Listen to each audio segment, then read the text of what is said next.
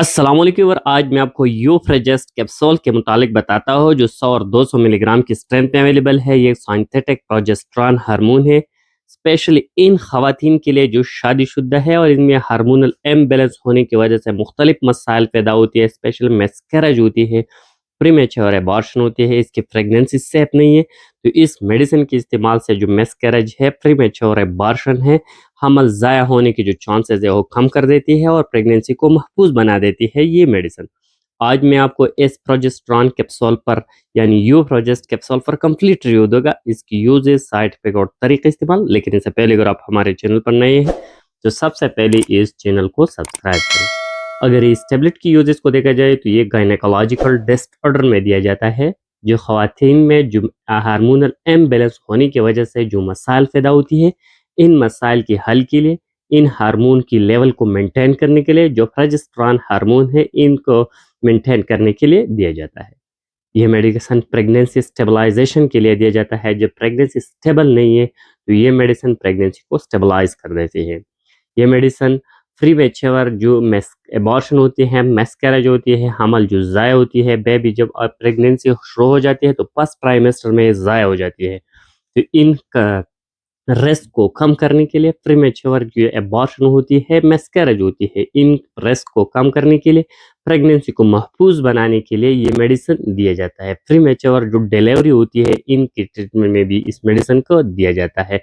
Dysmenorrhoea में ये medicine दिया जाता है और खवातीन जिसकी जो फेरड होती है वो पेनफुल होती है, फेरड के दौरान जो फैट में दर्द होती है, फेल्विक एरिया में दर्द होती है, लोअर एब्डोमिनल एरिया में जो दर्द होती है, इस डिस्मेनोरिया जो पेनफुल फेरड होती है इनमें भी इस मेडिसिन को दिया जाता है।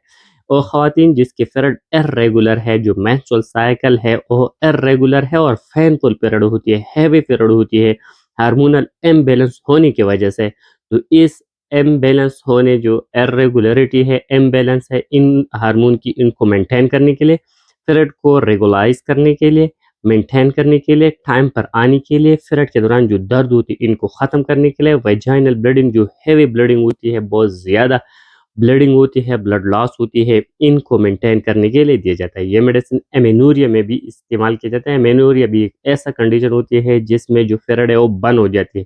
एक प्राइमरी एमेनोरिया होती है, एक सेकेंडरी एमेनोरिया होता है, किसी भी वजह से जो पीरियड है वो बंद हो जाती है। इसके मुख्तलिफ रीज़न होते हैं, लेकिन जब हार्मोनल इम्बैलेंस होने की वजह से जब पीरियड बंद हो जाती है तो इन हालात में भी इस मेडिसिन का इस्तेमाल किया जाता है। ये tablet as a birth control pill के तौर पर भी दिया जाता है, जो कंट्रासेप्टिव तौर पर भी इस्तेमाल कर सकती है ये मेडिसिन। अगर इस मेडिसिन की साइड इफेक्ट को देखा जाए तो इसके इस्तेमाल से सांस में दर्द हो सकती है, नाज़िया और वॉमिटिंग हो सकती है, ब्रेस्ट पेन हो सकती है, ब्रेस्ट टेंडरनेस यानी सख्ती पैदा कर सकती है सीने में। अगर इसकी प्रिकॉशन और कॉन्ट्राइंडिकेशन को देखा जाए कि कौन से लोग इस मेडिसिन का इस्तेमाल नहीं करना चाहिए, तो kidney disease, liver disease, heart disease इस वाले पेशेंट इस मेडिसिन को बिल्कुल कतई नहीं देना चाहिए।